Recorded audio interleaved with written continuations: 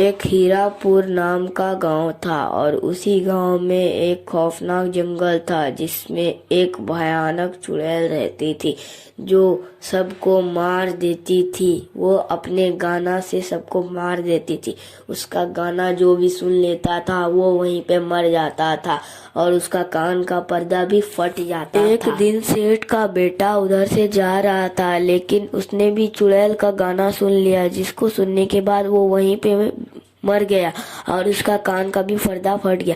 जब सेठ और उसके नौकर आते हैं तो सेठ ये देखकर वहाँ पे रोने लगा और रोने के बाद उसे वहाँ पे गांव ले आया और सेठ का नौकर उससे बोलता है कि अरे सेठ जी, इसका कान का पर्दा भी फट गया। जिसको सुनने के बाद सेठ बोलता है, इसका कान का पर्दा कैसे फट गया? अभी मैं पुलिस को बुलाता हूँ। जिसके बाद पुलिस को बुलाया जाता है और पुलिस चौकीदारी करने के लिए उस जंगल में चले जाता है। काफी देर हो जाता है लेकिन उस जंगल में कोई नहीं आता। लेकिन तभी अचानक से काफी रात में चुड़ैल आ जाती है और अपना गाना गाने लगती है। गाना को सुनकर पुलिस वाला भी डर जाता है और जब पूरा गाना सुन ले तो वहीं पे वो मर जाता है। और उधर साइड गांव में गांव वाले सोच रहे थे कि पुलिस वाला अभी तक आया क्यों नहीं, और सेठ बोल रहा था पुलिस वाला अभी तक क्यों नहीं आया। फिर उसका नौकर बोलता है, अरे सेठ जी, हमें जंगल जाकर देखना चाहिए क्या हुआ है। उसके बाद तीनों जंगल जाने लगते हैं। कुछ देर बाद वो लोग जंगल में पहुंच जाते हैं। जंगल में पहुंचने के बाद वो लोग देखते हैं कि पुलिस वाला वहां पे मरा पड़ा है, जिसको देखने के बाद गांव वाले हैरान हो जाते हैं कि पुलिस को किसने मारा। और तभी सेठ का नौकर बोलता है, अरे सेठ जी, इसका कान का पर्दा भी फट गया है।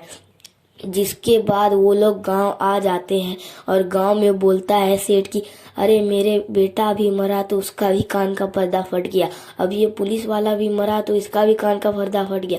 तब हम लोगों को कुछ करना होगा, ना तो ऐसे ही सब मर जाएगा। उसके बाद उसका नौकर बोलता है, अरे सेठ जी, मैं कान में रुई डालकर उस जंगल में जाऊंगा और देखूंगा क्या होता है। उसके बाद सेठ बोलता है, हाँ ठीक है, ये भी अच्छा ही उपाय है। सेठ का नौकर कान में रुई डालकर वहां पे आ जाता है और चुड़ैल का इंतजार करने लगता है। थोड़ी देर बाद चुड़ैल वहां पे आ जाती है और गाना गाने लगती है। सेठ का नौकर ये सब देखता है और उसे काफी ज्यादा डर लग रहा था। चुड़ैल बार बार इधर से उधर होकर गाना गा रही थी। सेठ का नौकर एक कोना पर छुपा हुआ था। ऐसे ही गाना गाते गाते बहुत देर हो गया। 1 घंटा बाद सेठ का नौकर उधर से भाग गया मौका पाकर। उसके बाद वो गांव आ जाता है। सेठ का नौकर वहाँ गांव आकर बोलने लगता है, अरे सेठ जी, ये किसी और का नहीं, चुड़ैल का काम है। वहाँ पे जब मैं गया रात को तो वहाँ पे चुड़ैल आ गई और गाना गाने लगी, जिसका गाना सुनकर ही सब मर जाता है और उसका कान का पर्दा फट जाता है।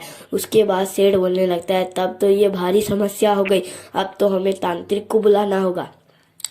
उसके बाद तांत्रिक को बुलाया जाता है और सेठ तांत्रिक को बोलने लगता है, अरे सेठ जी, उस जंगल में एक भयानक चुड़ैल रहती है जिसका गाना सुनकर सब मर जाता है। उसके बाद तांत्रिक बोलता है, अच्छा ठीक है, मैं कल रात को उस जंगल में जाऊंगा। उसके बाद तांत्रिक उस भयानक जंगल में आ जाता है और काफी देर इंतजार करने के बाद चुड़ैल वहां पर गाना गाने लगती है, जिसको देखकर तांत्रिक सोचता है, अच्छा यही चुड़ैल है। उसके बाद वो तांत्रिक उसे मार देता है।